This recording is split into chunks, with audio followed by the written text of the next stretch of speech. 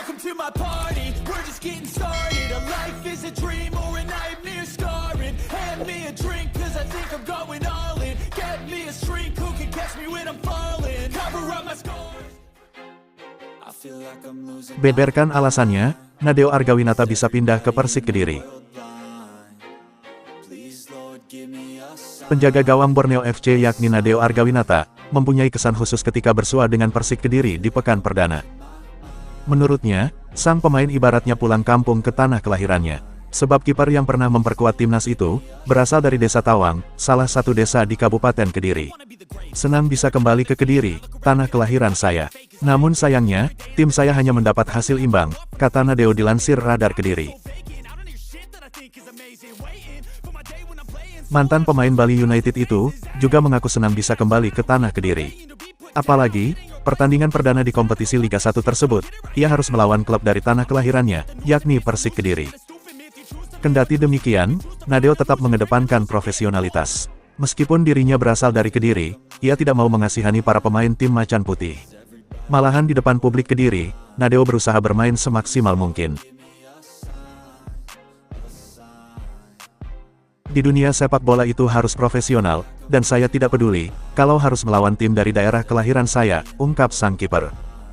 Niat itu benar-benar ditunjukkan oleh Nadeo, yang berhasil menjadi batu karang terakhir bagi striker Persik Kediri. Tercatat dari 4 tembakan ke arah gawangnya, hanya 1 gol yang bersarang di gawangnya. Begitupun dengan serangan lainnya, yang juga mampu dipotong oleh sang kiper.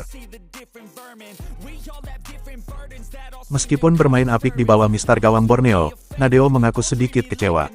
Bermain di daerah asalnya, di awalnya bertekad meraih 3 poin.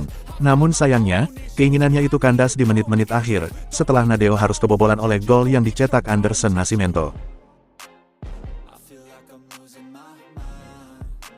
Terkait peluang dirinya untuk bermain dengan kota kelahirannya, Nadeo pun menanggapi pertanyaan tersebut.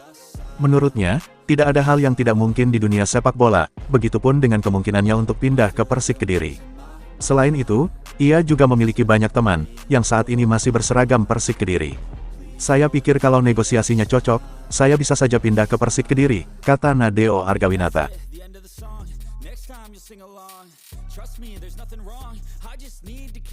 Ditunjuk sebagai kapten tim, Yusuf Mailana mengaku canggung.